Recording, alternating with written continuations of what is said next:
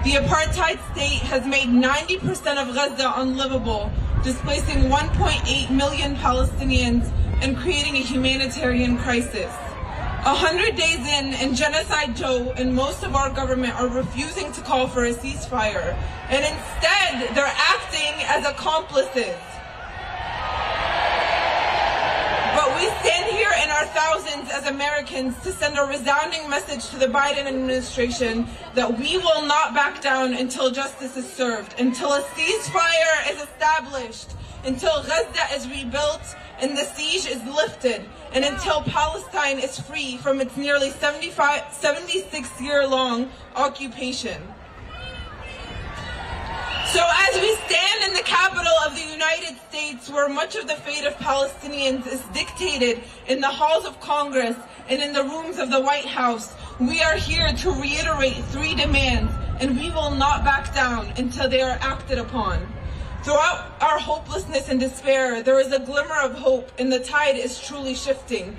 Over the last 100 days, you, everybody in the crowd and across America, have taken to the streets all across the U.S. You've been sending tens of thousands of emails to Congress, and you've made hundreds of thousands of calls to your elected officials. And for the first time ever, we are hearing a shift in the narrative in the halls of Congress. For the first time, we're hearing more elected officials discuss conditioning U.S. funding to the apartheid state. And more are beginning to realize that they can no longer ignore us. They can no longer ignore the people.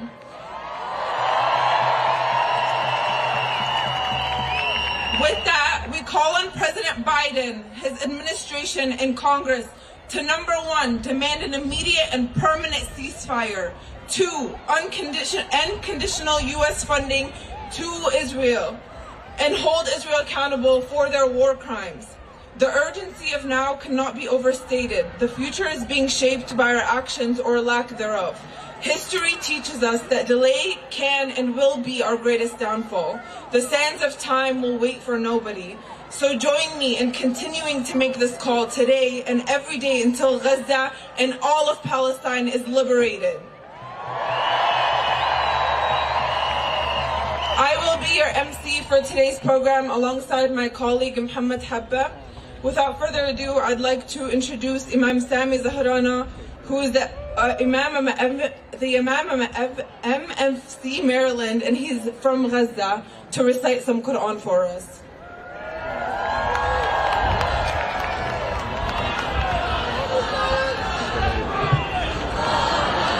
Assalamu alaikum. أعوذ بالله من الشيطان الرجيم. يا أيها الذين آمنوا كونوا قوامين بالقسط شهداء لله. كونوا قوامين بالقسط شهداء لله ولو على أنفسكم أو الوالدين والأقربين إن يكن غنيا أو فقيرا فالله أولى بهما فلا تتبعوا الهوى أن تعدلوا وإن تلووا أو تعرضوا فإن الله كان بما تعملون خبيرا.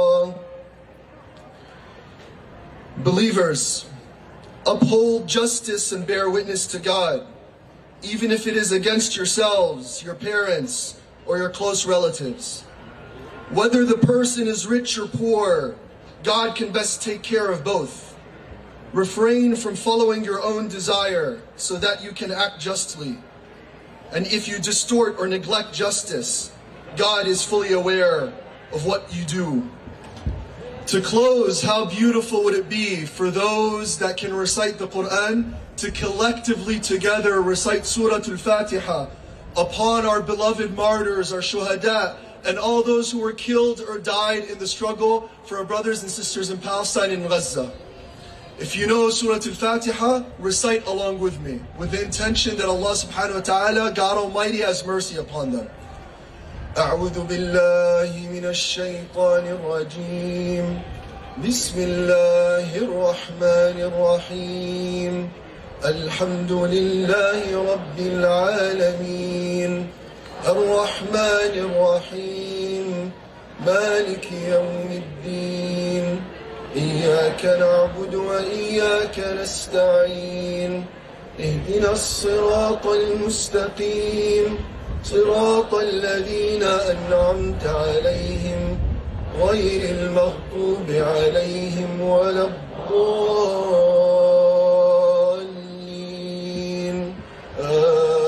آمين. السلام عليكم ورحمة الله وبركاته.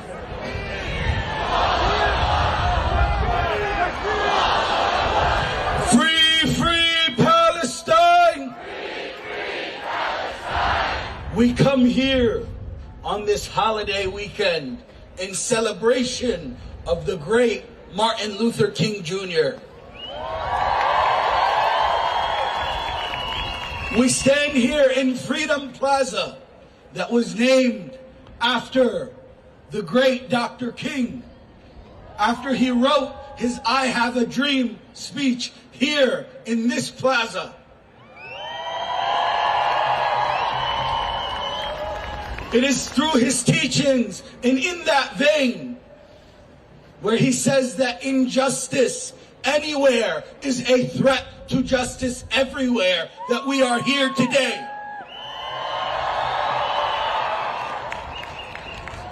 When we as Americans stand against the crimes of our government, these are the streets we protest on. When we stood against the Vietnam War, they protested in these streets. When Americans stood against the Iraq War, they protested in these streets. And when we as Americans stand against this American-funded, Biden-funded genocide, we are going to protest in these streets. In October, they said that we would forget. In November, they said that we would forget. In December, they said that we would forget. Now it's January, but did we forget? After 100 days, we are still in these streets, and we will not stop. We will not stop until we achieve justice for all those in Gaza, until we end all U.S. funding for this genocide. Free, free Palestine! Free, free Palestine!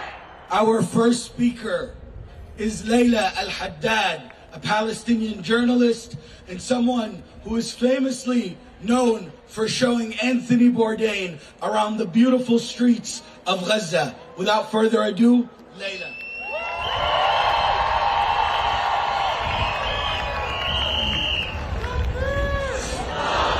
Assalamu alaikum wa rahmatullah again.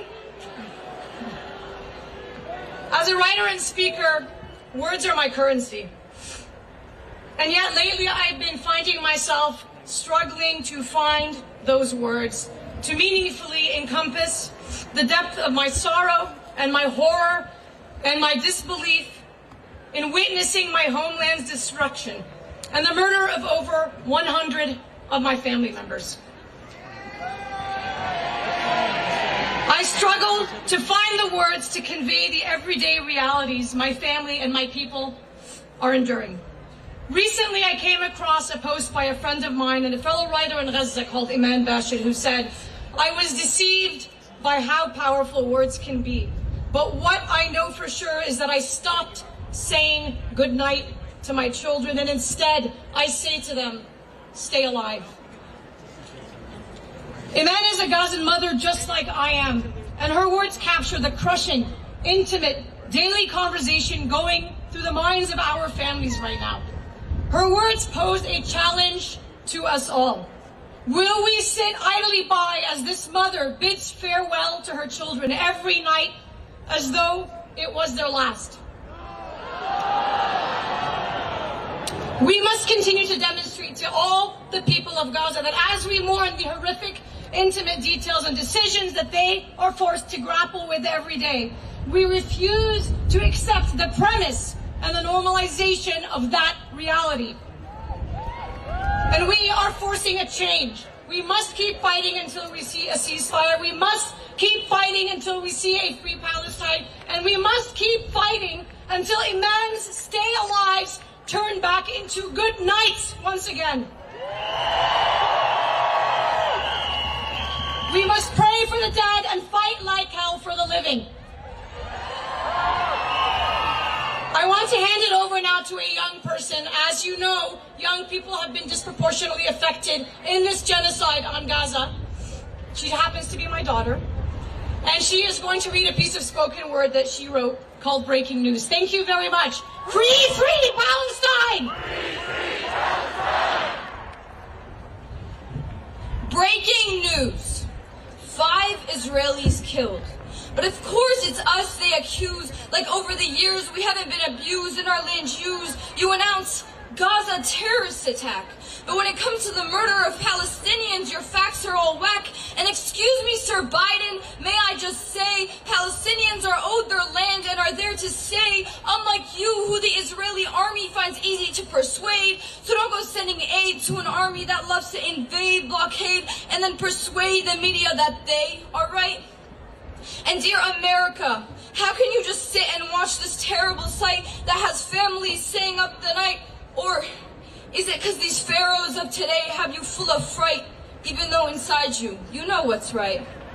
Dear media, why must we show you the kids who die, acting all sly? You cover up with your lies and constantly deny the amount of us killed. And yes, I said it, killed, bombed, burned, not dead or passed away or caught in a crossfire. Or is it that you enjoy portraying us as numbers? For I notice every time we are killed, you use this conflict like lumber to fuel your stories and then forget us like we're storage in your inventories. For every family we lose, you get a chance to write a one-sided statement for your average American to be amused. Dear humanity, wake up! This might be the last cause I can give to you. Only believe what is true and demand a stop to genocide and propaganda before it's too late and people believe Israel and the U.S. got a clean slate.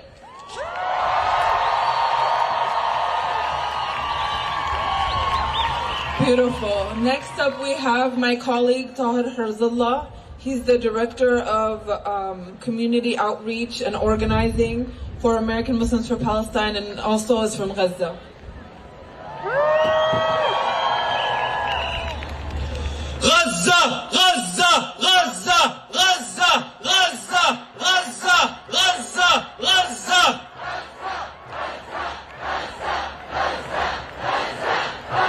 Make it loud, make it clear. From the heart of the American Empire, we shout Gaza, Gaza, Gaza, Gaza, Gaza.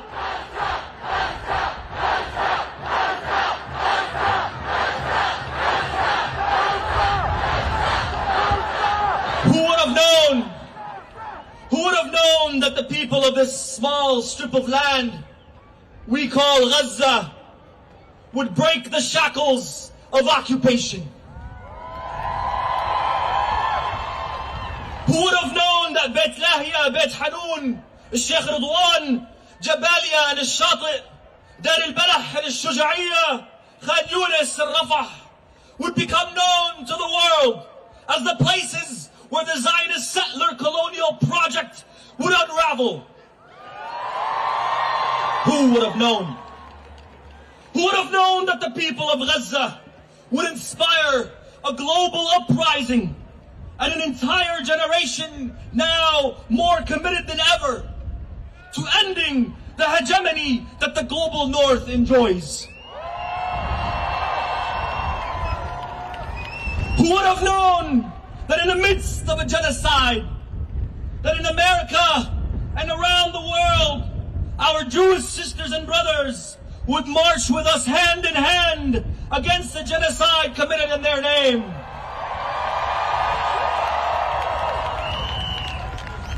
Who would have known that Gaza gives us clarity unlike any we've ever felt before? A clarity of vision that we no longer feel the reflexive need to appeal to the West and its racist institutions to provide us justice and restitution. Gaza has given us the clarity that allows us to finally see that only and only when the people of the Global South rise together in unison with strength and resilience, that not a single force in the world can do anything to stop us.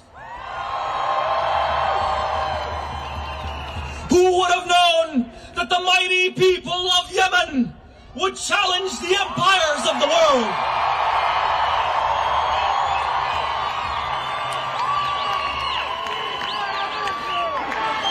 Yemen!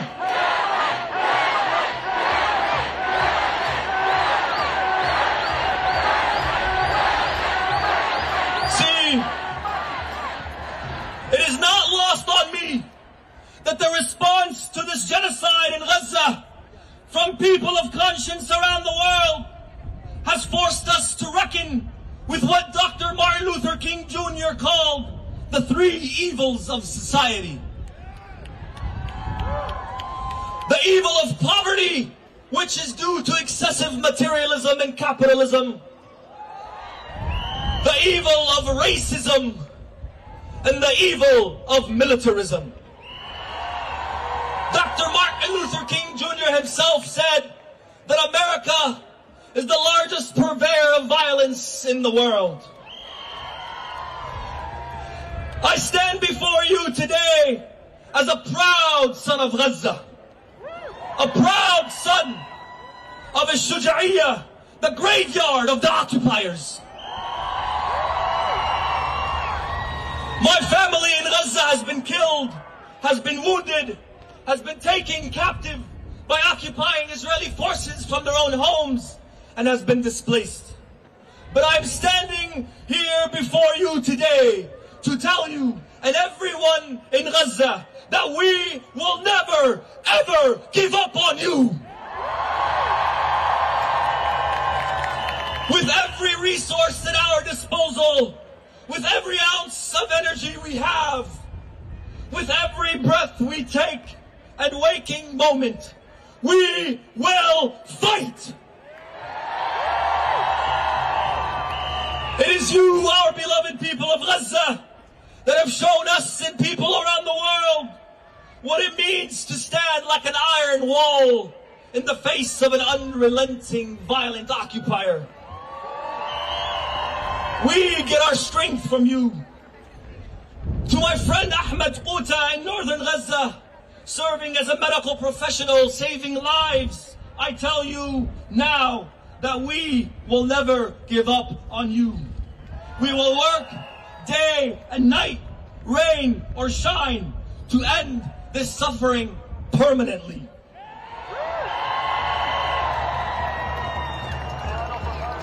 To the Biden administration,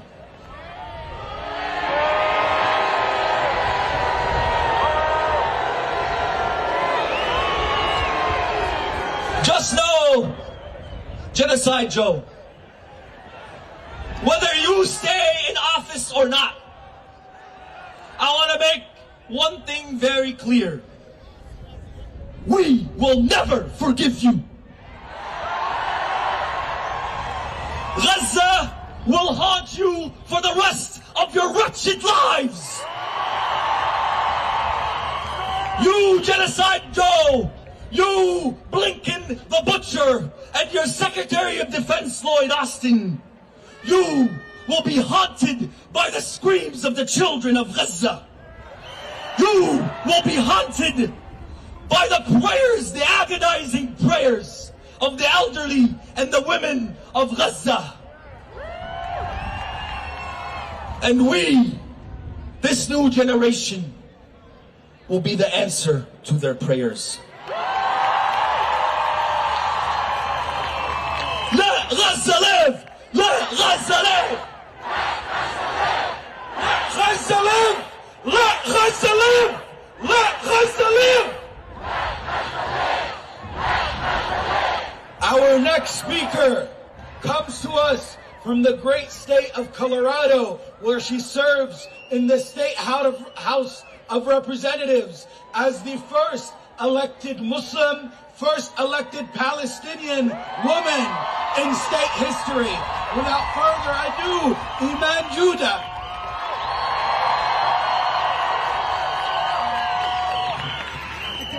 Friends, I want you to look out because I can't see the end. We are just a drop in the bucket. Billions around the world are standing with us, and that is the message we need to take to the halls of power.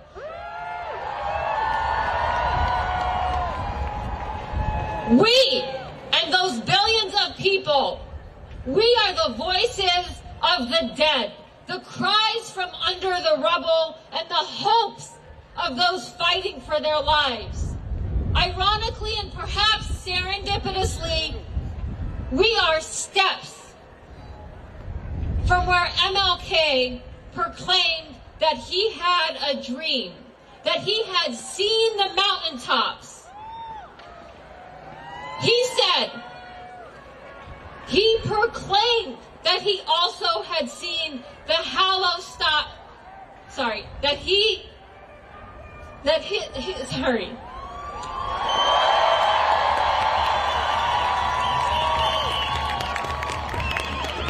That's how big a deal this is.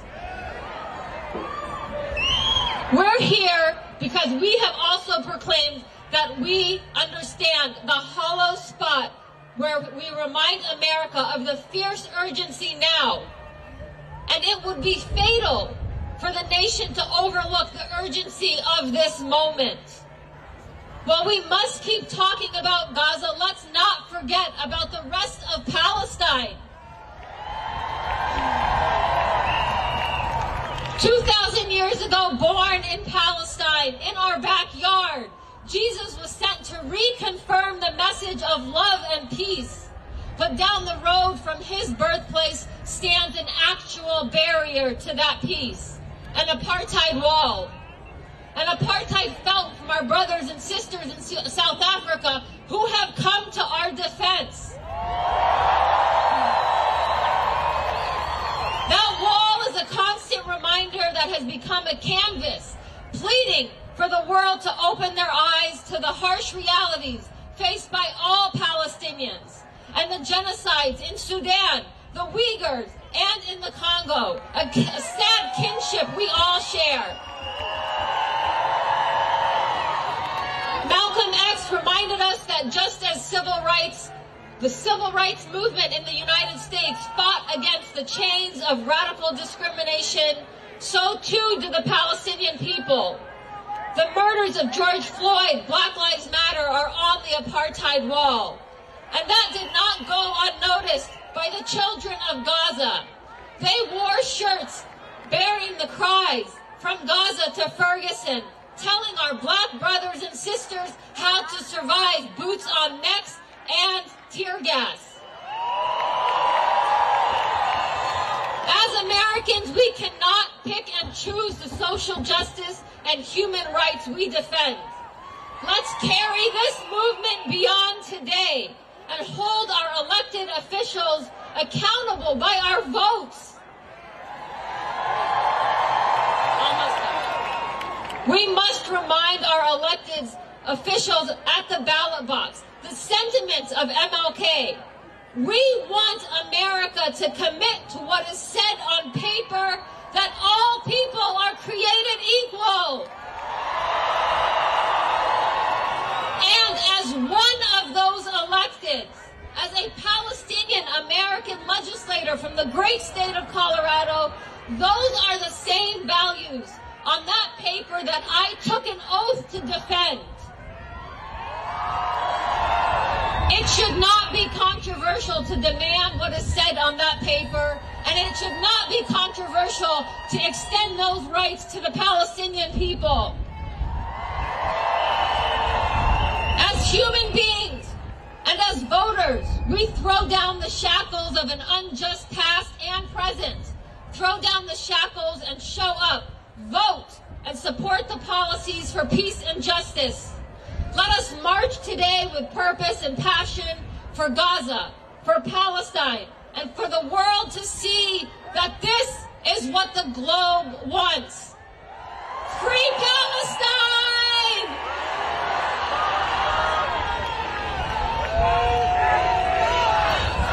Give it up for Colorado, that's my home state. Woo! Next up we have Brother Harun Rashid, who's the president of the Muslim Ummah of North America.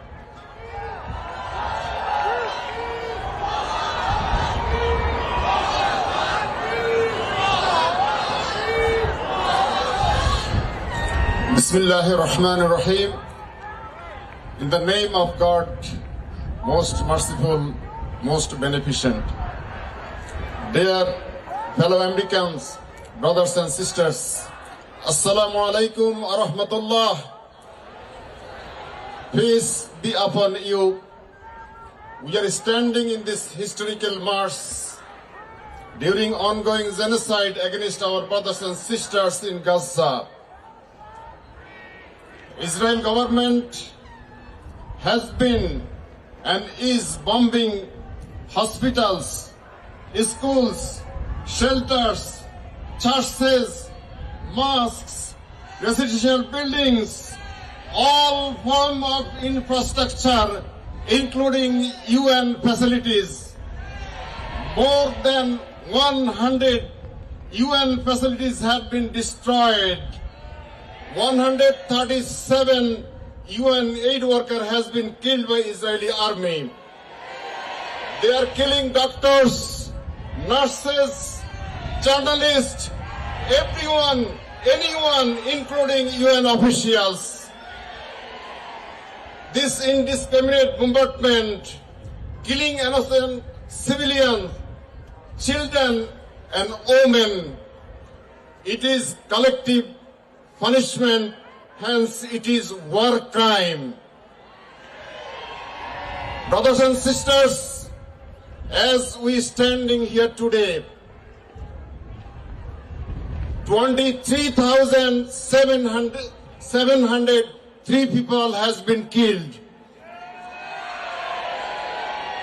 Some 7,000 human beings missing, probably they are under the rubble. Israeli government bomb, the most sophisticated nuclear weapon displaced from their home. Situation is horrific. There are humanitarian disaster in the Gaza. At this destruction, human catastrophe and genocide done by US supplied bombs and weapons.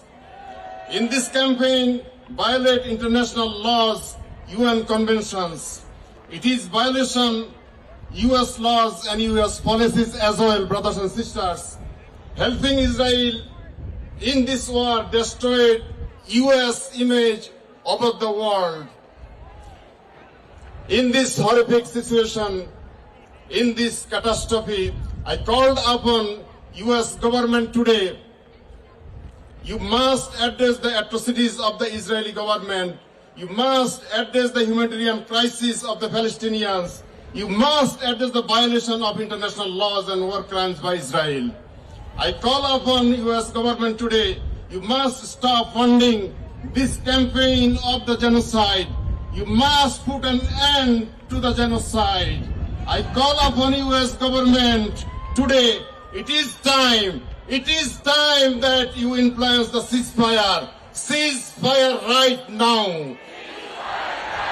Stop the killing of civilians. You must restore basic human dignity of the lives of the Palestinians. I call upon the United States government today. Do not have your name written the book of history as the oppressor. as the killers of innocent people. Whole world is watching, Mr. Biden. Whole world is watching. You will be held accountable for this killing. We ask Almighty Allah to save oppressed human beings, save mankind, held accountable the oppressors. Thank you for listening. God bless you. Wassalamu alaikum wa rahmatullah. The whole world is watching. The whole world is watching. The whole world is watching. The whole world is watching. The whole world is watching. The whole world is watching. The whole world is watching. Are any of y'all cold? I'm not cold. I'm not cold. But for those who are, our next speaker is fiery enough that she's going to warm you all up. Our next speaker, an activist, a physician, and a longtime ally of the Palestinian movement, Dr. Jill Stein.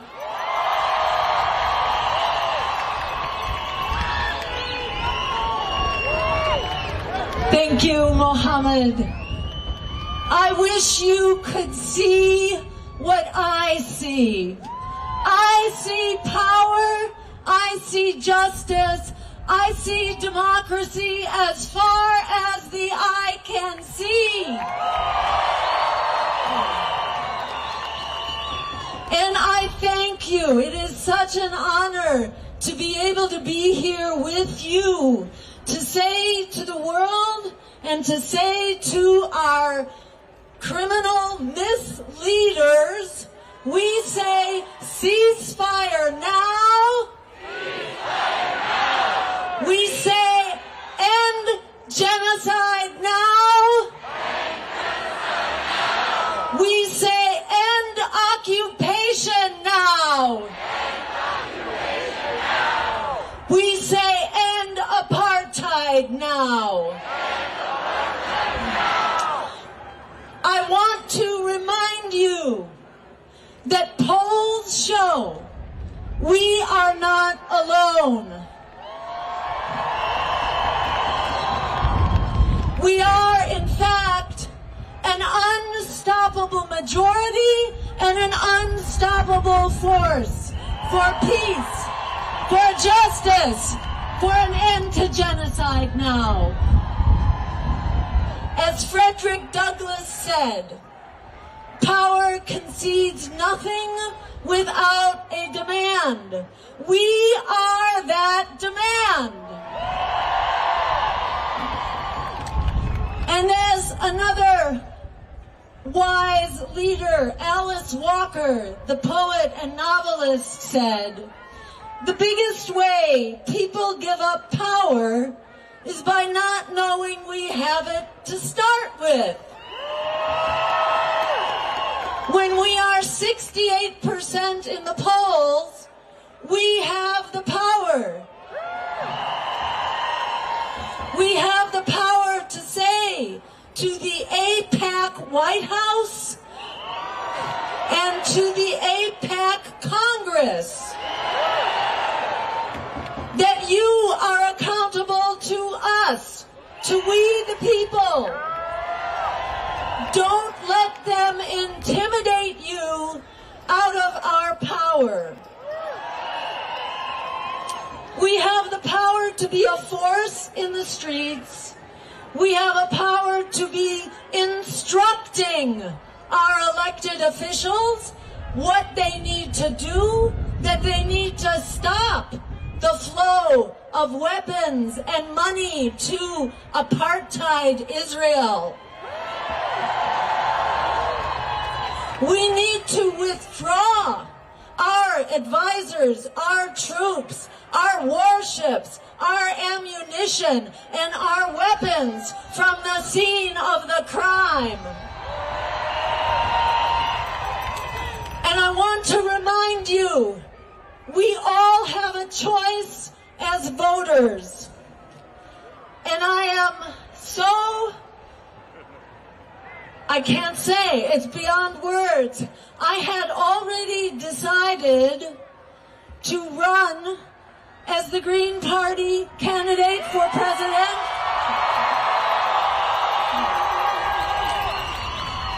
Before this genocide began. But once it began, I was so thankful that I could use this megaphone that we call elections to actually move forward, to challenge power, to say to empire, you cannot do this. And we, the people, are changing course here and now.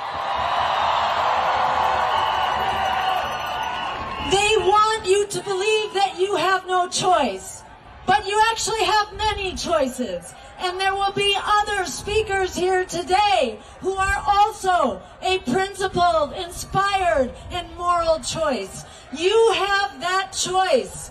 And we need to assert our power right now. Don't wait. I urge you to sign this pledge to stop genocide through our votes. You can find us on the web. We'll be handing out the cards. This is a pledge to say we will not give our votes to any candidate who supports genocide. But we won't stop there, because they would love for us to be silent and just disappear. We are also saying we will support, we pledge to support candidates who are fighting to stop genocide, for a ceasefire now, and for an end to occupation and apartheid. So with that, I just want to remind you that we have the power to change history. The arc of the universe is long, but it bends towards justice. We will be the benders that moves history towards justice. And as Gaza goes, we all go. Gaza is where we assert that international law and human rights are the law of the land and the law of the future. Let's make it happen. Together we are unstoppable. Thank you so much.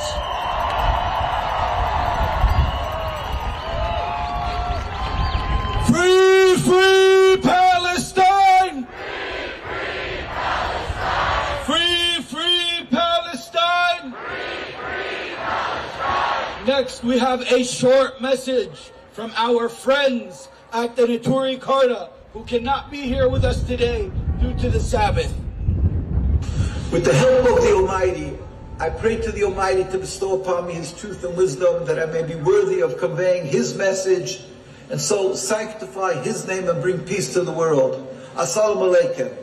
This message is being pre-recorded because as Jews we are forbidden to speak in a microphone on the Shabbos Kodesh, on the Saturday, on the Sabbath. We want the world to know that because we are Jews, true to the Torah, we are crying and hurting with the people of Gaza. It is beyond words, their suffering. We are beyond words, our frustration, our hurt, that this crime, this mass murder is being perpetrated in our name. It is anti-Semitic what the Zionist state of Israel is committing, their crime, their occupation, and the slaughter in Gaza. Please listen to this voice and free the people of Gaza, free the people of Palestine, sooner nowadays. Assalamu alaikum. Our next speaker is Dr. Mohsen Ansari, who is a physician and the president of the Islamic Circle of North America.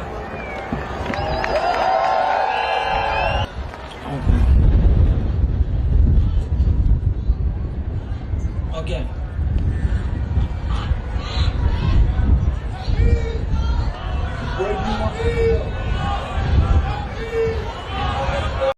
There is a little boy by the name of Jack wearing a blue coat, a blue puffer coat, He is 8 years old.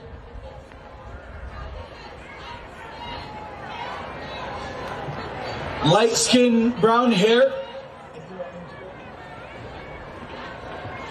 Please, Jack, if you hear this, can you please go to the horse statue? The man on the horse. Go to the statue of the black horse, of the horse in the back. It is in the back of, or the stage if that's what's closer. Please make your way. Your family is very worried. We need you as soon as possible. أعوذ بالله من الشيطان الرجيم بسم الله الرحمن الرحيم. My fellow American citizens, I am wearing a white coat today, and this white coat is a symbol of something which has never happened on the face of the earth. I am a baby doctor. I am one of those doctors which take care of babies in incubators, in baby cribs. And whenever a baby has a low oxygen, all the doctors, all the medical staff, all the nurses, they get worried. They spend their nights and days to save one baby in the crib, to save one baby without oxygen. Mr. President and fellow Americans, what will you say to those who cut off the oxygen for 500 babies?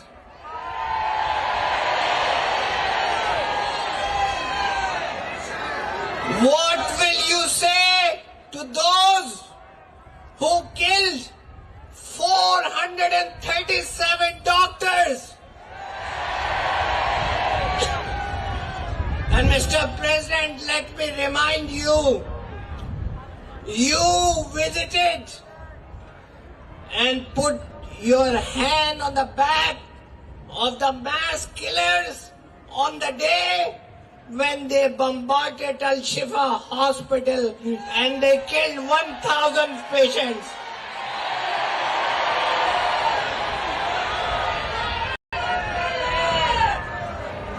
My dear fellow Americans, no, they are on the side of justice.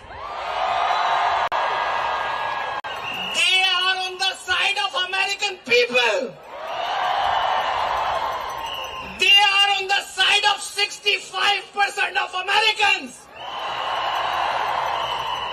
You are the loser. You are the one who was alone and 150 nations were against you in UNO. You are making us unpopular in the world. You're taking the American position of leadership away from us. So before I leave, I will say three things.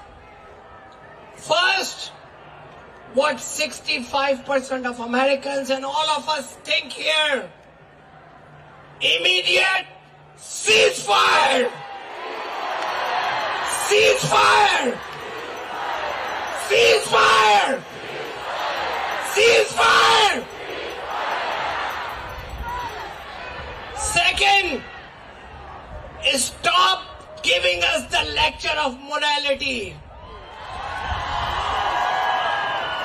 You like to have selective morality. Your morality and justice is different for Ukraine and different for Gaza. Stop this hypocrisy. And the last thing is stop funding apartheid killers Stop funding them. Stop arming them. Stop the genocide.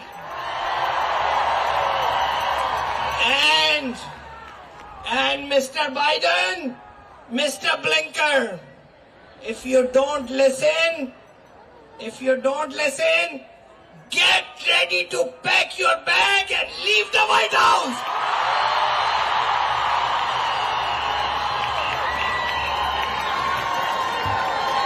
Bloody Blinken genocide, Joe. Both of them have got to go.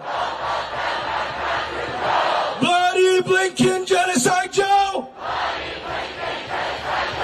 Both of them have got to go. Our next speakers are those who have moral courage when their bosses do not. At a time where the political establishment has shown no morality, their staff has.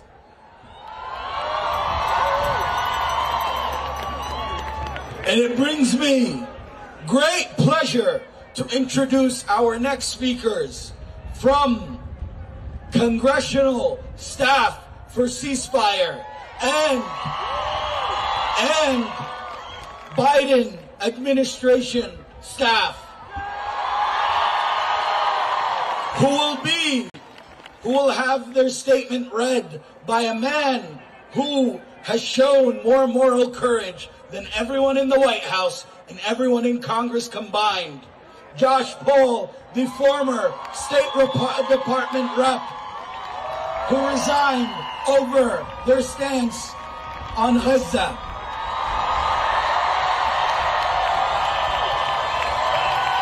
Without further ado, I'll invite the congressional staff up first.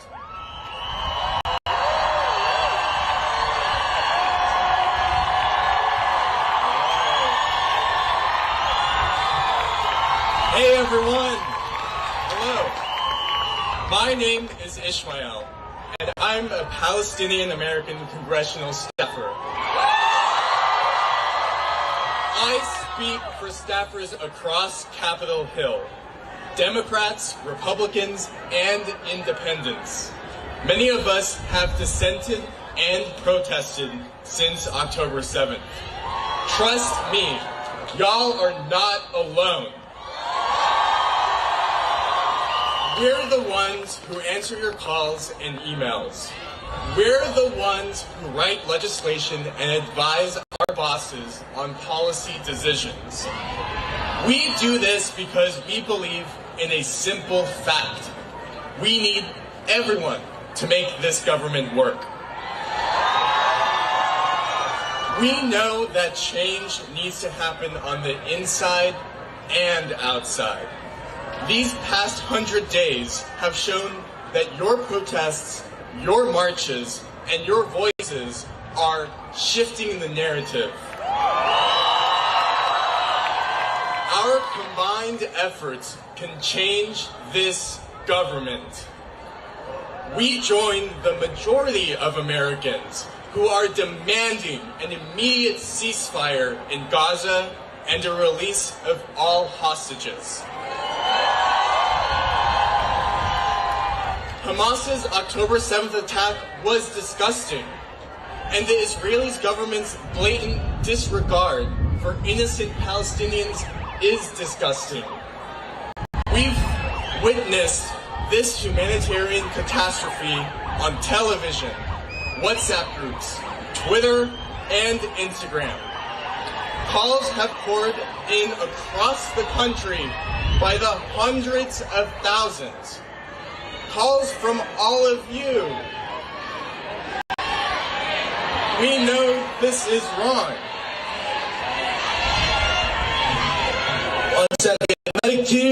Medic team, we need a medic over here to stage right. We need a medic over here to stage right. If the people around could move to the side, please.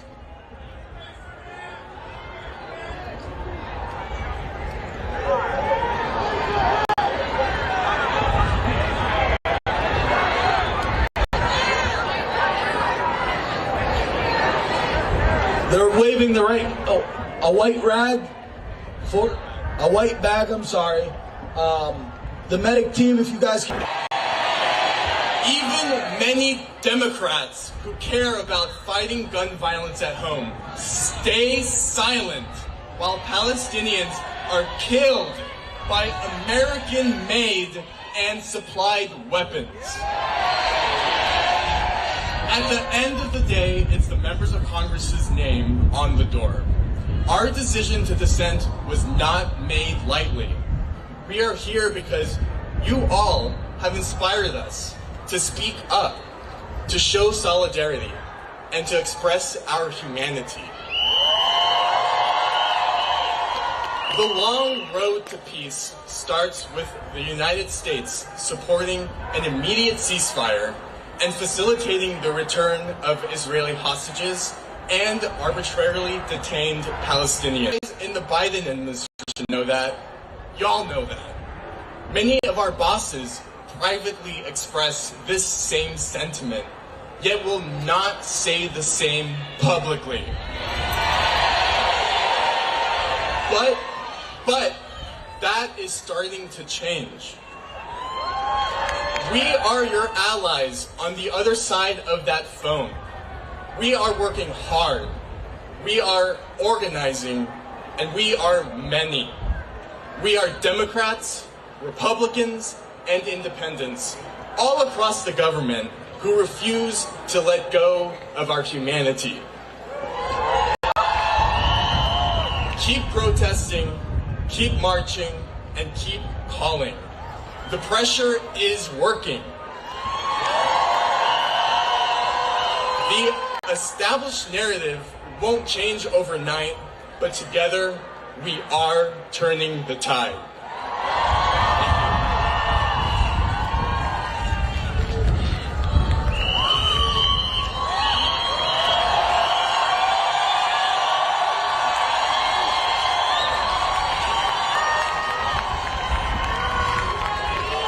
Thank you. Thank you. No, the real heroes are in Gaza and in the West Bank.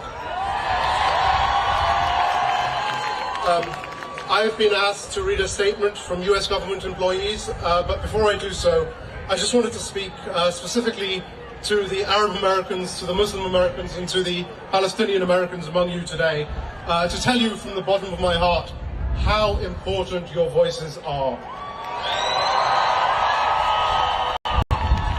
You are gathered here today to demand a ceasefire, an end to war and an end to occupation. But more than demanding a change in policy, your presence here today and every day across America is a reminder of the values this country seems to have forgotten. A belief written into our founding documents that every human being on this earth is endowed with certain unalienable rights, including life, liberty, and the pursuit of happiness. For over 20 years, many in your community have been vilified, threatened, and silenced. You have been told that you do not belong here, that you are not welcome here, that you do not fit in here. Today, as we see, that could not be further from the truth. In an era of social atomization, you demonstrate the strength of community. In an era of politics divorced from accountability, you demonstrate the power of advocacy. In an era of censorship, you demonstrate courage. In an era of political enmity, you model human empathy. In an era of unfairness, you demand justice. And in an era where the world believes America has lost its credibility and its integrity, you embody our greatest values. You are the best of America, and I am humbled to be standing with you today as you raise your voices for the lives of Palestinians and for the soul of America. Our nation owes you far more than you will ever understand. On behalf of my former colleagues in government who share my concerns about the administration's approach to this conflict and the broader regional policy, I will now read the following statement on their behalf. We are the staffers of the Biden-Harris administration. We come from all walks of life, serving in the most diverse administration in US history. An administration that, in President Biden's own words, looks like America. As public servants, we believe we have a responsibility to serve the American people and challenge our nation to live up to our highest ideals. That is why we march today, to make clear that we will not stay silent about the atrocities that are continuing in Gaza. Over 800 of us have signed a letter to the President, Vice President, and Cabinet members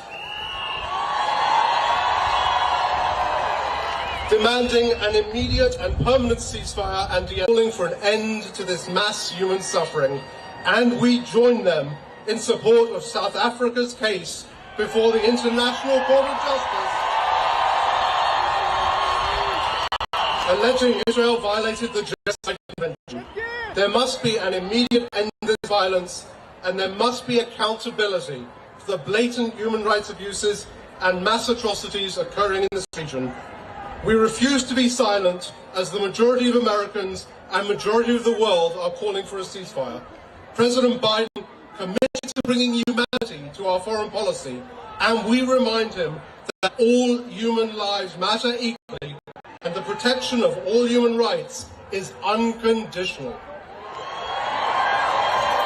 Our voices and the voices of the American public that we serve demand that this violence must stop, and for this reason, we demand President Biden and members of the cabinet to speak up, call for a permanent ceasefire, a release of all hostages, including the thousands of Palestinians arbitrarily detained by Israel, and an immediate de-escalation now. Both Israelis and Palestinians have the right to live with equal rights, safety, peace, and human dignity. The peace and safety for all across the Middle East is essential for the lives of the region. Thank you. Ceasefire now! Ceasefire now! Ceasefire now! Ceasefire now! Ceasefire now! Ceasefire now! Ceasefire now! This is exactly why it's important for us to have representation in our government. We cannot lift our hands. The government is supposed to represent the people. Next up, one of my favorite members of Congress. Anybody on the satellite truck, you need to get off. Get off the satellite truck, please. Off the satellite truck, please. Off the satellite truck, please.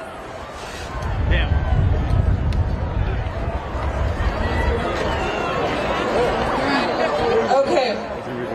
We'll handle it. Next up, I'd like to introduce one of my favorite members of Congress, Congressman Andre Carson. He's 1 out of 3 Muslims serving in Congress and represents the 7th District of Indiana. Salam alaikum! This is what I'm talking about. When I see this crowd, I think about an election year. When I see this crowd, I think about what it means to leverage our voting bloc. When I see this crowd, I see a movement that says we will no longer allow you to come to our masjids, to come to our iftars, to make empty promises. And when we vote you in office, you vote against our interests. Enough is enough. What's happening in Gaza is wrong. It can be frustrating when some of our friends seem to be going on with life as usual. And as though the atrocities in Gaza aren't even happening, they're going on with their lives. But for those of us who love Palestine, We see the faces of distraught mothers in our dreams. We see the ashes of Palestinian children on social media and on TV. We see the carnage and death in a place that was once where family built their lives. 23,000 souls have lost their lives so far, and I'm afraid that that number will only grow.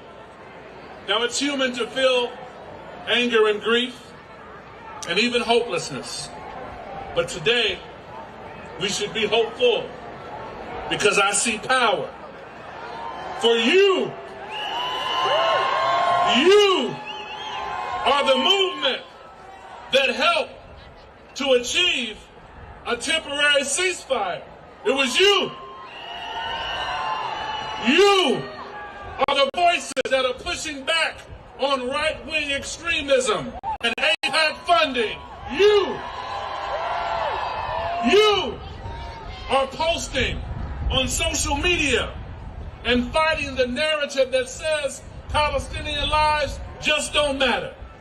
Now let me assure you, Allahu Akbar. Let me assure you, as a black man who comes out of the black American indigenous Muslim experience, that we know what it means to fight against injustice. It can be lonely at times. It can be discouraging, but we haven't given up. Today, I see our community working together with allies, and it's important to have allies. We couldn't get this done without allies. The civil rights movement wouldn't have happened without allies. The desegregation of the military wouldn't have happened without allies. But we have to stay firm and not let anyone hijack our movement for their own personal gain. We have to move forward. We know that military aggression is not the answer. We know that we'll stay strong, but the world is eating out of the palm of our hands. And I don't want us to squander this moment being misled or doing silly stuff. There have been masjids who have organized all across this country in a way we've never seen. Let us use that same force to leverage our voting bloc in 2024 and re-elect people who represent us and vote out those who misrepresent us. Ceasefire now! Ceasefire now! Ceasefire now! Jazakallah khair. Ceasefire now! Ceasefire now! Ceasefire now! Ceasefire now!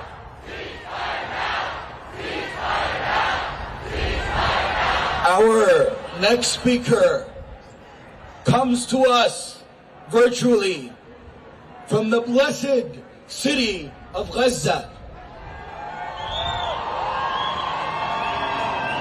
And we know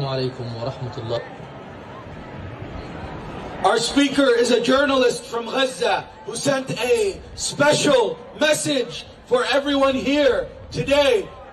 Journalist Bilal, many of you may already follow him on Instagram and other social media.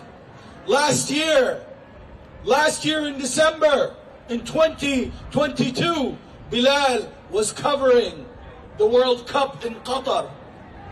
Last year in 2023, he was covering the genocide of Gaza. Without further ado, Bilal.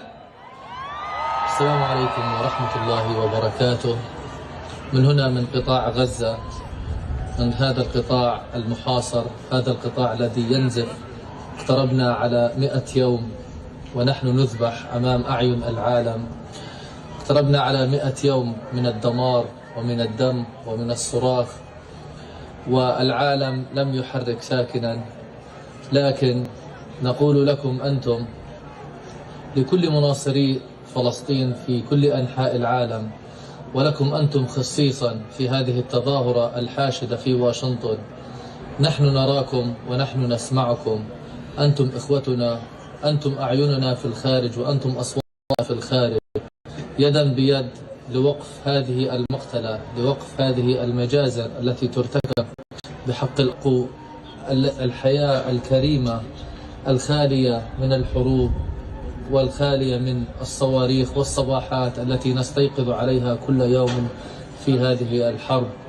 شكرا لكم على تضامنكم، شكرا لكم على وقوفكم بجانبنا، شكرا لكم على مقاطعتكم، وشكرا لكم على تظاهراتكم، شكرا لكم على نشاطكم على السوشيال ميديا، لأن كل هذا يعتبر هو أجل نصرة هذه القضية ومن أجل نصرة هذه القضية ومن أجل إنهاء هذه المجازر. نتمنى السلام لشعبنا ونتمنى لكم الخير دائما ونراكم عما قريب.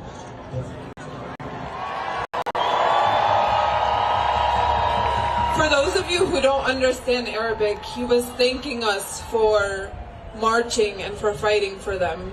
And so my reminder to you is, as tired as we are, imagine how they feel. We must persevere just like they are. Our next speaker is Sister Ashia Ali Khan, who is the CEO of the Muslim Legal Fund of America. Peace and blessings on each and every one of you courageous souls that have gathered here today. We stand in the heart of Freedom Plaza. Freedom Plaza, a symbolic reminder that freedom has actually never been free. It has always come at a cost. Our communities bear witness to the web of injustice on the heels of this horrific genocide. From unjust incarceration to no-fly placements to social media surveillance to media censorship to Islamic-phobic hate crimes, we know that freedom is indeed not free. In the face of this unspeakable genocide in Gaza, we must confront the harsh reality that the cost of freedom extends across all borders. It demands collective courage to stand up against oppression and violence. What has unfolded in Gaza is not a distant tragedy. It is a chapter in our shared history of humanity, a history that we refuse to be written in blood.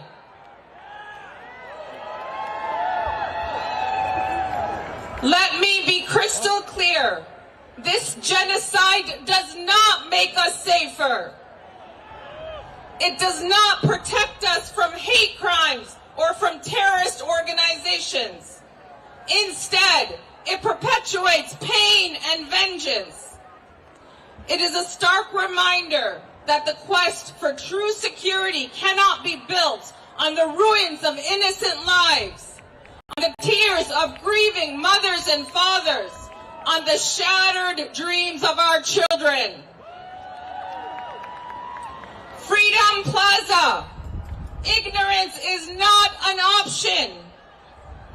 And today we are here to say that silence is not an option either. We cannot ignore the role of the U.S. sending munitions, particularly the 2,000-pound MK-84 bombs, in indiscriminate bombing of Gaza, manufactured in the USA. President Biden, can you hear us? You cannot tell us to end indiscriminate bombing while simultaneously supplying weapons used in these attacks. Shout from the rooftops until my voice reverberates through the halls of power, reaching decision makers and influencers. Let Gaza live! Let Gaza live! Let Gaza live! Let Gaza live! Our next speaker is Brian Becker from the Answer Coalition.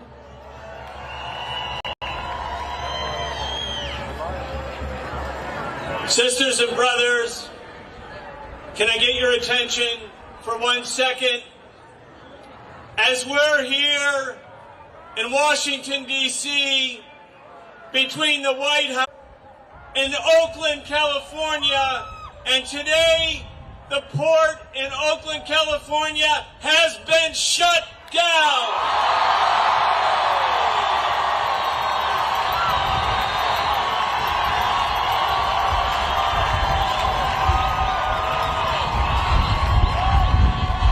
Shut it down!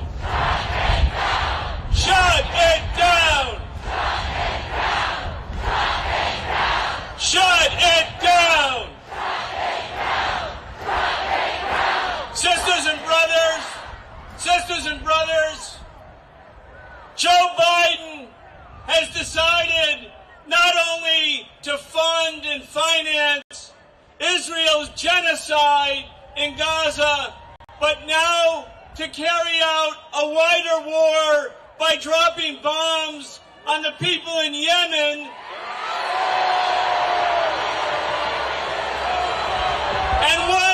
And what are the people in Yemen supposedly guilty of? They are trying to stop a genocide and to shut it down. Shut it down. Shut it down. What's our message? What's our message? Not just for the politicians. What's our message for our own movement? The power to make change is not going to come from the Democratic Party establishment or the Republican Party establishment. It's going to come from us.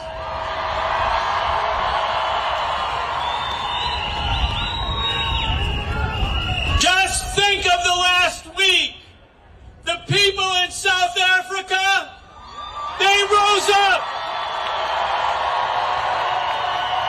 The people in South Africa 40 years ago were defined as terrorists and they were in jail, but today they accuse the genocidal maniacs in Tel Aviv before the world.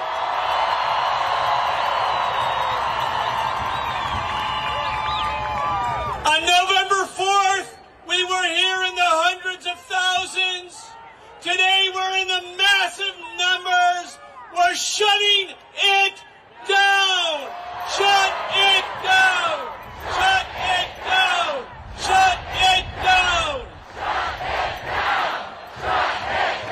Our next speaker is Brother Nihad Awad, who is the Executive Director of the Council of American Islamic Relations.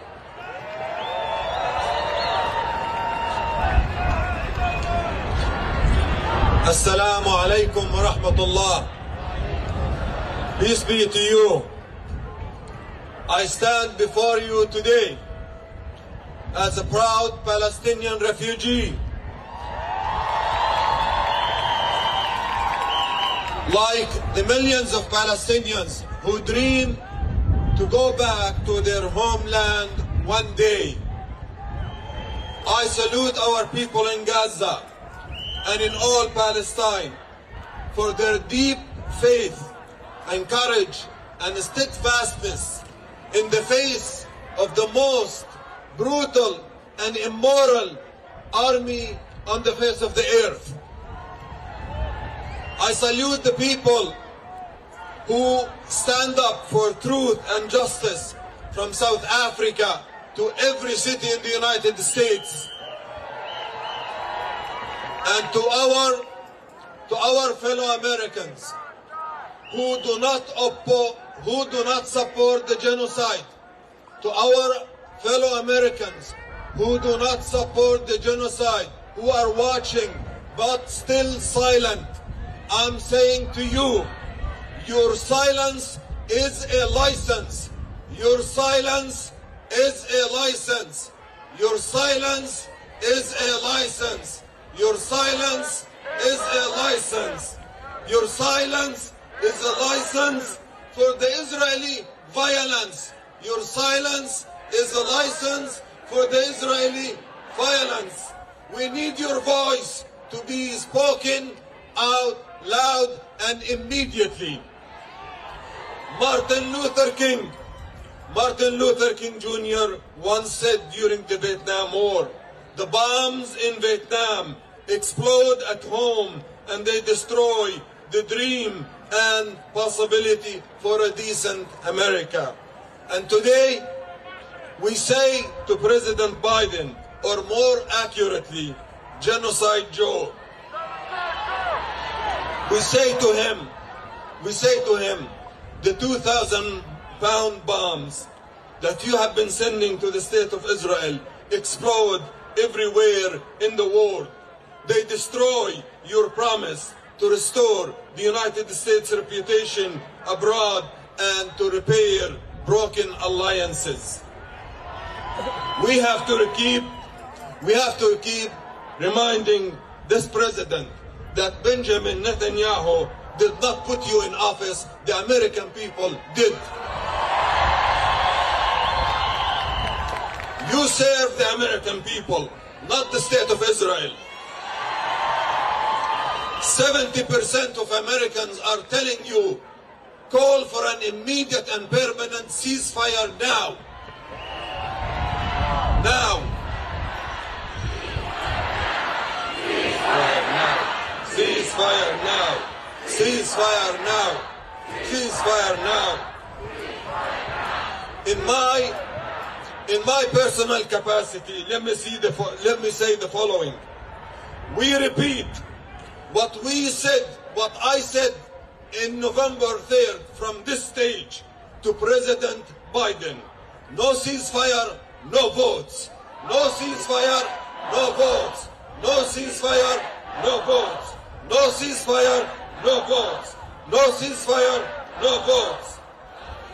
And to our fellow Americans who oppose the genocide and who are active like you, I tell you, support our members of Congress who oppose genocide. Support Representative Rashida Tlaib, Ilhan Omar, Andre Carson, and the squad, and every elected member of Congress and the House and any office in the land who spoke in support of the Palestinian people. Support them. Don't let AIPAC money to defeat them because of their courage. They should not win. It is up to us. So put your votes and your money where your interest is. Support these people and defeat AIPAC and its money.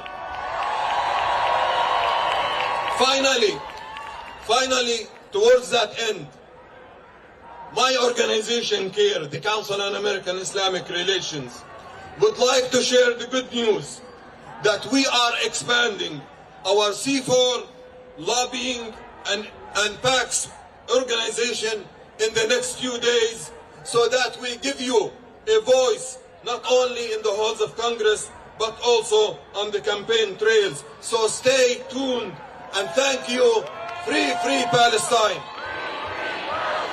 Free, free Palestine. Thank you. Free, free Palestine!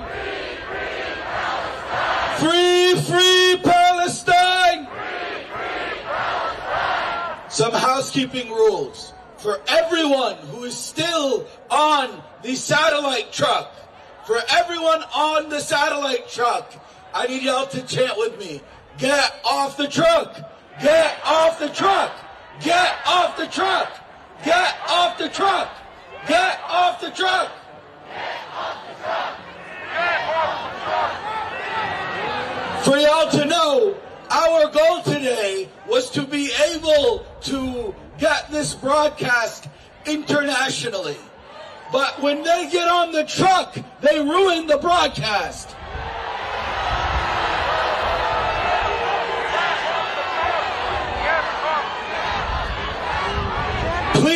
Please do not climb on any speakers. Do not climb on any of our products. If you do, you will ruin it for everyone else.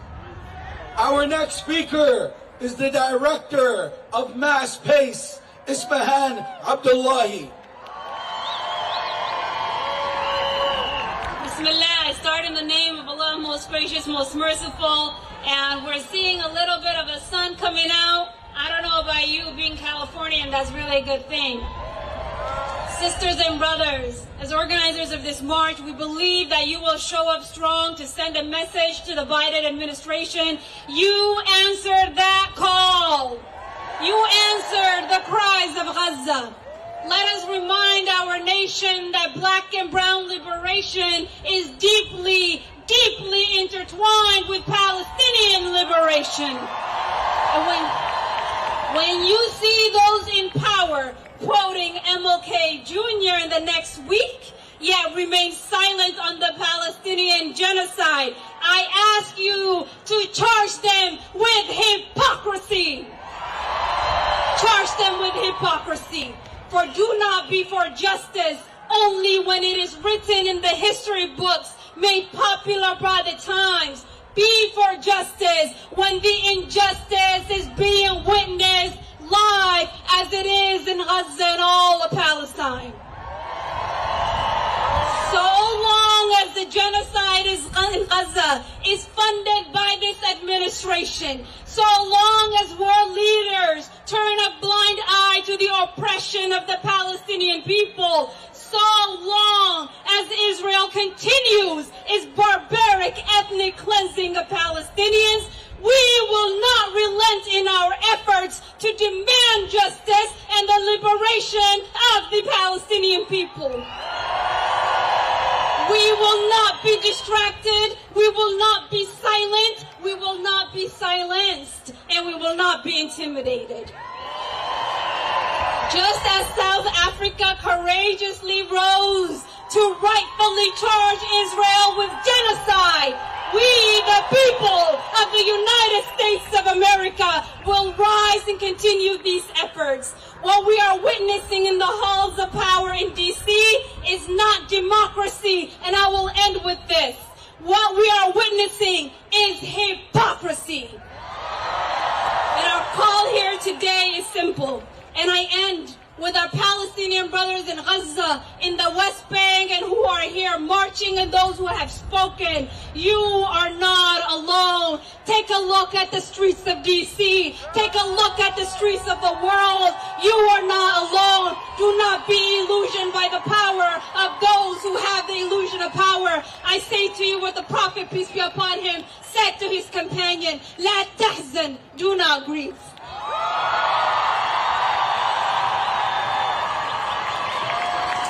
Next, we have Dr. Yasir Qadi, who is the Dean of the Islamic Seminary of America and resident scholar of the East Plano Islamic Center in Plano. Bismillah. Assalamu alaikum. At what point does the mass intentional killing of innocent civilians constitute a genocide? The most powerful nation in that region, one of the most powerful militaries of the world, is bombing one of the most defenseless communities on the face of the earth. And yet still, we are not allowed to call it a genocide. Our own Foreign Secretary, Anthony Blinken, said this is not a genocide. South Africa, that is keeping alive the legacy of Nelson Mandela, is suing Israel in the International Court of Justice, the highest court in the world, and they are charging the country with genocide. In response, Israel has said any accusations of genocide is nothing other than anti-Semitism. I say loudly and clearly, we need to call a spade a spade. This is not anti-Semitism. It is speaking the truth. The Palestinian people are live tweeting their own genocide. They're uploading images of their own massacres. Never in human history have we seen a genocide occur as vividly, in color, in living memory as we have of the Palestinian genocide. What else should we call it when 25% of Gaza has been destroyed? Genocide! What do we call it when 500,000 people have been displaced from their land? Genocide! What do we call it when 200 bombs of 2 tons each have been dropped in a small area of 2 kilometers? Genocide! What do we call it when the Prime Minister of Israel himself uses biblical motifs? Genocide! What do we call it when the Foreign Secretary and the Foreign Minister of Israel literally calls Palestinians animals? Genocide! All of this is nothing other than genocide. And I say loudly and clearly, this is not anti-Semitism. As I see the crowd in front of us, there are hundreds of Orthodox rabbis, thousands of Jewish people. These are our brethren. These are our brethren. They are the real followers of Moses. They are the ones who make the children of Israel proud. These are the people who show the nation of Israel what the real children of Israel are. I say loudly and clearly, as a person of faith, that it is not your ancestry that makes you blessed. It is your piety that makes you blessed. And I have a message to the Christians of this country. Where would Jesus stand in this conflict? Do you think he would be on the side of the oppressor? Or do you think he would be on the side of the oppressed? I urge every Christian of this country to listen to the beautiful sermon given in Bethlehem 2 weeks ago on Christmas by the pastor of Bethlehem called Christ Under the Rubble. Listen to that sermon from one Christian to the others of this country and see for yourselves where Jesus would have stood. And I have a message. And I have a message to my fellow Americans. I am an American, born and raised in this country. There is much in this country that I'm proud of, but there are aspects that are very, very depressing, very sinister. And what comes to mind is one of the words of the founding fathers, Thomas Jefferson. Thomas Jefferson, in looking at slavery, he writes in his diaries, I tremble at the injustice that I see, because the God of justice does not sleep. And it's only a matter of time before the justice of God will be manifest. End quote. I too look at our country, and while I love it from the bottom of my heart, and I want the best for this country, I also say that no country that supports tyranny will ever flourish. No country that supports genocide will ever flourish. No country that kills innocent people will ever flourish. Oh, people of America, if you want your country to flourish, and I want it to flourish, if you want it to be blessed, I urge you to take a long and hard look at our irrational relationship with Israel. We have given Israel more money than any other country on the planet. In the last 75 years, we have given Israel more than $250 billion. Since World War II, America has used its veto power in the UN around 90 times, more than half of them for the country of Israel. Who does America support? Us Americans or another country? Why are our tax dollars being spent in the Middle East? We need to take our tax dollars and spend them here. We do not need to get involved in another military conflict. And instead of helping the defenseless people of Palestine, instead of asking for a ceasefire, our president unilaterally bypassed Congress and bombed one of the most disenfranchised, disempowered countries, that is Yemen. What shame on this president! Are we not sick of going to war, one war after another? When are we going to learn? This is our tax dollars. This is our country. For how long are we going to bomb? For how long are we going to invade? Where is our country and our interest? So I say loudly and clearly, this is not about Palestine. This is not about Arabs. This is not about Muslims. This is about us as a human people. This is about us as Americans. Are we going to sit by idly as we watch another genocide? 75 years ago, we heard the slogan, never again. We now have the opportunity to stand up and say, yes, indeed, never again. Not in my name, not in my name, not in my name. Shame to every single congressman or woman who supports this genocide. Shame to every single senator who supports this genocide. Shame to our Secretary of State. Shame to our president. And I say, we have judged you as losers and failures, and God will judge you in the hereafter. Wassalam and peace out. Biden, you can't hide. You're supporting genocide. Biden, you can't hide. Biden, you can't hide. You're supporting genocide. You're supporting genocide.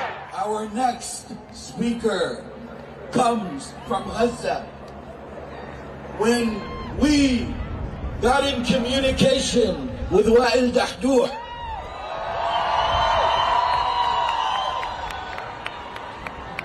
we were not sure if he would be able to work with us. But Wa'il Dahdouh is the perfect example of the people of Gaza.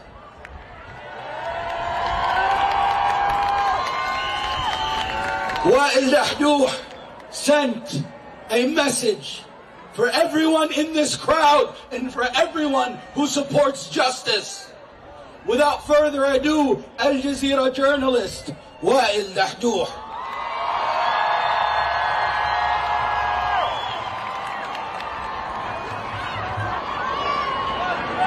There's no audio.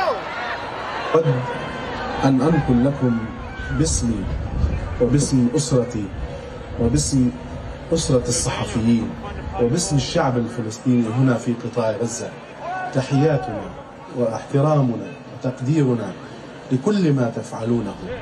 بالتأكيد غزة هذه الأيام تمر في مرحلة عصيبة جدا، تاريخية جدا، استثنائية جدا لم تمر بها في تاريخها، ولذلك الناس هنا يدفعون أثمانا باهظة جدا ويعيشون حياة كارثية. لمن لا يعرف، لا يجد الناس الأكل أو الطعام والشراب، المسكن من الخيام، الحمام، وما تتطلبه الحياة ليست الكريمة، وإنما الحياة التي تضمن لهم الاستمرارية حتى مهما كانت الظروف. لا يجدون ذلك إلا لماما أو كفافا، ومن خلال ظروف غاية في الكارثية، غاية في الصعوبة.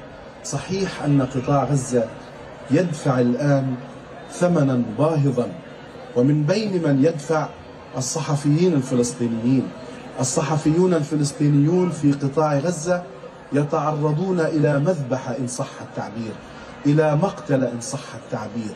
112 صحفيا ومصورا حتى الآن استشهدوا في هجمات إسرائيلية متفرقة خلال 3 أشهر، وهذه أرقام صعبة لم تسقط في أعتى الحروب، حتى تلك التي استمرت 20 عاما وهي الحرب الفيتنامية. لم تسقط هذه الأرقام، ولذلك نحن كصحفيين ندفع أثمانا باهظة جدا في طريقنا وفي سبيل هذه الرسالة الإنسانية النبيلة التي كفلتها كل القوانين والمواثيق الدولية. ولكن يبدو أن الاحتلال الإسرائيلي لا يروق له أن نقوم بواجبنا على أكمل وجه وبالشكل المهني الذي ترتضيه المواثيق، مواثيق الشرف للعمل الصحفي والمهني.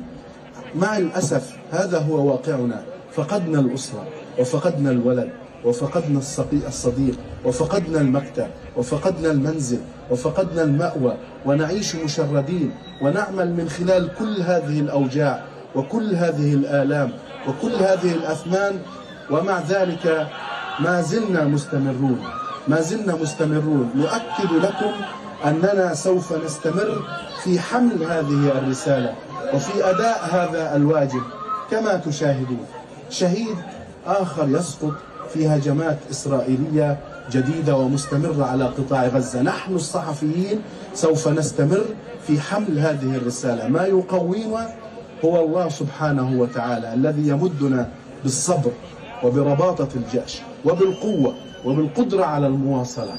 ما يواسينا ويسلينا أنتم في مظاهراتكم، في اعتصاماتكم، في كلامكم، في تفاعلكم على مواقع السوشيال ميديا. أنتم كلمة سر، لا تستهينوا بأي جهد تقومون به من أجل نصرة الحق ونصرة القضية الفلسطينية، نصرة المظلومين، فنحن إخوانكم على الأقل في الإنسانية، وهذه غاية نبيلة وسامية لا يعمل من أجلها إلا الكرماء، وبالتالي لا تستهينوا بجهودكم التي تقومون بها. أود أن أشكركم وأقول لكم بأننا نقدر ما تقومون به. شكرا جزيلا لكم على كل ما تقومون، ونسأل الله سبحانه وتعالى أن تنتهي هذه الحرب المجنونة وأن نراكم في ظروف أفضل من هذه الظروف إن شاء الله. تحياتي لكم والسلام عليكم ورحمة الله وبركاته. Okay, one moment. So there's a 3-year-old boy missing. He's wearing a red jacket. If you see a 3-year-old boy with a red jacket, bring him up to the stage. A 3-year-old boy with a red jacket. We see him? 10-year-old? A 10-year-old boy with a red jacket. Huh?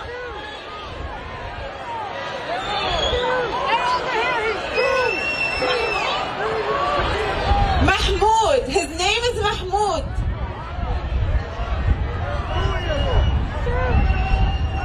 Okay. There's a 3-year-old and a 10-year-old. Both of them are missing. A 3-year-old and a 10-year-old. If you see them, bring them up to the stage. The 3-year-old is wearing a red jacket. What is the 10-year-old wearing? A blue jacket. 10-year-old in a blue jacket, 3-year-old in a red jacket.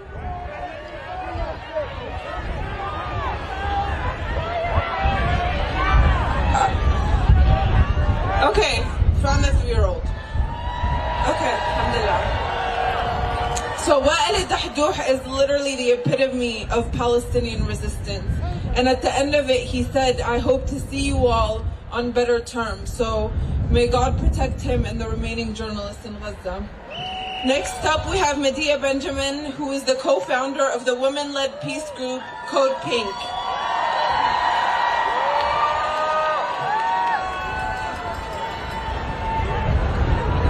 My name is Medea Benjamin with Code Pink, and we have been walking the halls of Congress every day for the last 3 months. But I'm asking for your help because we need to flood Congress. We need more people. Join us. We're there every day, 10 a.m. in the heart building of the Senate. We need them to know we will not stand by while they continue to support the genocide, right? But today I want to address the occupant in the White House. You know that Joe Biden used to cultivate an image of himself as this nice, kind Uncle Joe. He knew the value. He knew the value of the human life because he had suffered such losses himself. Now he is no longer the comforter in chief. He is known as Genocide Joe. So when I say Genocide Joe, I want you to lift your hands in the air and say, the blood is on your hands. Genocide Joe. President Biden.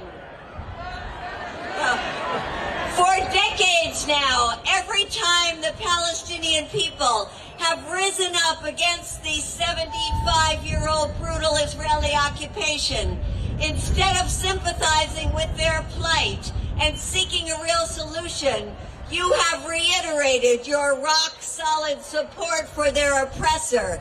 Genocide Joe, the blood is on your hands. President Biden, in these last terrifying 3 months, when we have witnessed the murder of over 10,000 precious Palestinian children, when we have heard their soul-wrenching cries trapped in the rubble, instead of demanding that Israel immediately stop this atrocity, you bypass Congress to send more weapons. Genocide Joe, the blood is on your hands. President Biden, the overwhelming majority of countries came together at the UN to put an end to the slaughter, and instead you vetoed the UN resolution, Genocide Joe. And when your own campaign staff say that it is a moral and electoral imperative for you to publicly call for a ceasefire, please don't wonder why you've lost the support of the young people, the Muslim community, progressive Jews like myself. Time will not heal this wound. Come November, we will remember, because Genocide Joe. But to counter these policies and those of Congress people in the pocket of AIPAC, just look around. We are building a beautiful, enormous, multi-generational, multi-ethnic groundswell of support for the Palestinian people. One that will not be appeased or bought or contained or stopped, that will only keep growing and growing until Palestine is free. Free, free Palestine. Free, free Palestine. Free, free Palestine. Free, free Palestine. Okay, so remember the guys that were standing on the satellite truck? They took the driver's keys and threw them in the crowd. So if somebody can please locate the keys of the satellite truck and give it up to us over here. Free, free Palestine! Our next speaker comes from the Muslim Students Association, a Palestinian student. What was that?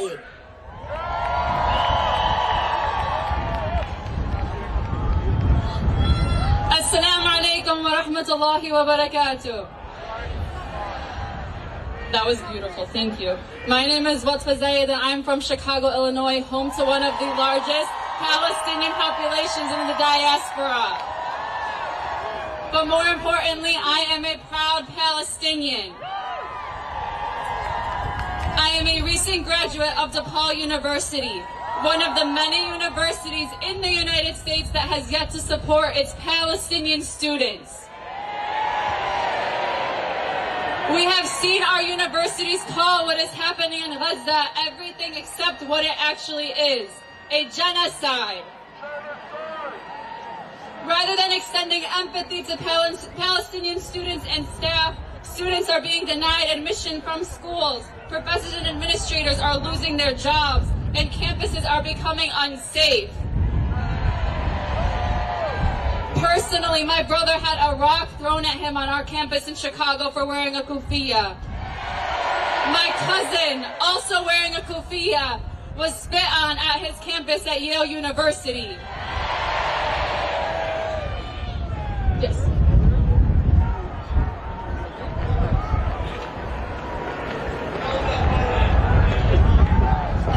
Hold up.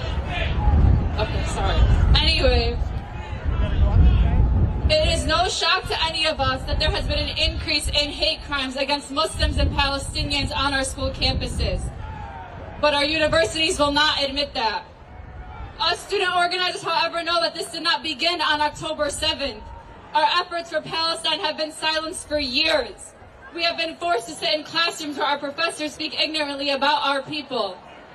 In undergrad, I served as our Student Government Association president and was told that I cannot talk about Palestine because I represent all students. At one point, I was even asked to sit down with Zionist students and hear their concerns and work with them.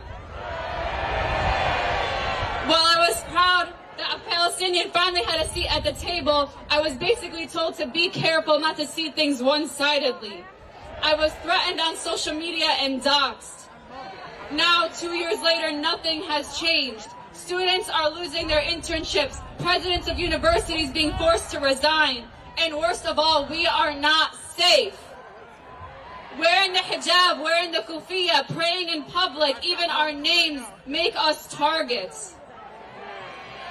But if we look back to the first intifada of 1987, we are reminded that the revolution was led by the shabab, by the youth of Palestine. I'd be remiss if I did not acknowledge that most of the efforts we have seen throughout the past 3 months are led by college students. They say the old will die and the young will forget, but will we forget? To the students in the crowd today, if you have not yet gotten involved in your SJP, now is the time. If your school does not have an SJP, start one. Get involved in your MSAs. Make noise. Stop being apologetic. Being an organizer is not an uncool thing. It's the coolest thing you can do. Throughout the past few months, we have seen our college SJPs and MSAs hard at work, leading our protests, speaking to the press, phone banking, the list goes on. We are extremely privileged to be at our universities and colleges, although we may feel scared of the consequences. Our brothers and sisters in Gaza are saying, Hasbunallah wa ni'mal wakeel. Allah is enough for us and He is the best disposer of our affairs. We need to be saying the same here in the diaspora. While the feeling of survivor's guilt weighs on us, let's challenge those emotions into doing everything we can to show the world Palestinian students exist. And we will not be silenced. Repeat after me. We will free Palestine. Within our lifetime. Thank you. Our next speaker is Alana Hadid, an influential activist and advocate for social change. She's recognized for her unwavering commitment to creating a more equitable and inclusive world. Please help me in welcoming Alana.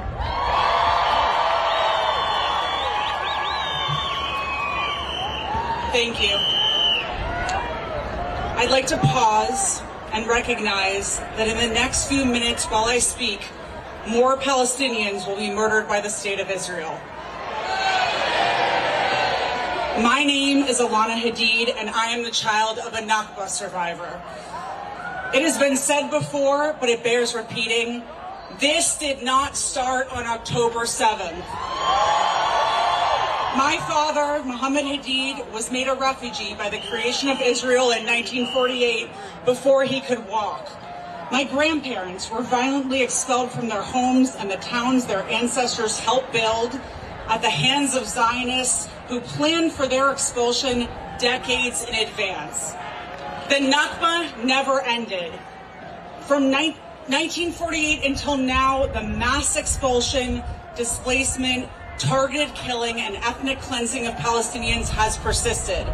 And I condemn Israel for all of it. I will say that again. I condemn Israel for every day of Palestinian suffering at their hands from 1948 until today. Today we are watching a genocide on our screens. We are seeing an ongoing Nakba on social media. The horrors that are reality for Gaza and the West Bank for 100 days on our phones for the world to see. Babies are dying in Gaza before they are given birth certificates. Palestinians are carrying their family members in body bags. Each day, 247 Palestinians are killed, 1 every 6 minutes. 48 mothers every 2 hours. 30,000 children orphaned. More than 7,000 people missing or stuck under the rubble. Close to 30,000 killed by Israel's genocide. This is not a reality I can live with. I refuse to live in a world where my father cannot live and die where he was born. I refuse to live in a world where Nakba survivors are displaced again and again by the genocide and unjust war on Gaza. I refuse to live in a world where families are wiped from the earth by missiles signed and funded by American politicians and our hard-earned tax dollars. I refuse to live in a world where children's hands dig for their families or journalists are targeted for showing the world the truth. I refuse to live in a world where famine and thirst are imposed as a tactic of genocide. I refuse to live in a world where Palestinians are told our lives don't matter by a country we fund and politicians we voted into office. Palestine has been showing their devastation to the world every day for over 3 months. The brutality of this genocide, occupation, and the ongoing Nakba by the State of Israel have been laid in front of the world, and the people have spoken. We have flooded the streets, taken to social media, called our representatives, boycotted, shut down bridges, streets, and businesses, and still our government and media are complicit. This is not democracy. President Biden, we the people demand to be heard. We the people demand justice. We the people demand liberation. We the people demand an end to a genocide and an end to a brutal occupation of Palestine. We the people vote in leaders we trust, and Biden and those loyal to AIPAC, we see you, and we do not trust you. We know you hear us. We will not be silenced. We know our votes matter to you. We will not tire. We will not stop. We will continue to fight for collective and universal freedom and equality for all. We will remember in November. And we demand a free Palestine. Palestine is freeing the world, and we will see a free Palestine, a free Congo, a free Sudan, Tigray, Armenia, Ethiopia, Haiti, Yemen. We will see land back and liberty for all indigenous communities. Collective freedom is what Palestinian has taught the world. Bravery and perseverance is what Palestinians have shown us day after day, not just for 100 days, but 75 years, and we must continue the struggle for them. We must keep speaking for those this world has set out to silence. We are the voice of Palestine, and we are saying no more. To everyone out there fighting for liberation, we see you, we hear you. Do not stop. This is our time, and our voices will be heard. We invite the world to join us. It's not too late to be an agent of change. We together can unite for collective liberation. Together we are more powerful to make change than anyone who seeks to oppress us. To Palestine, I love you. We love you. Your bravery and strength to those living and lost will serve in our heart to fuel our fire to freedom forever.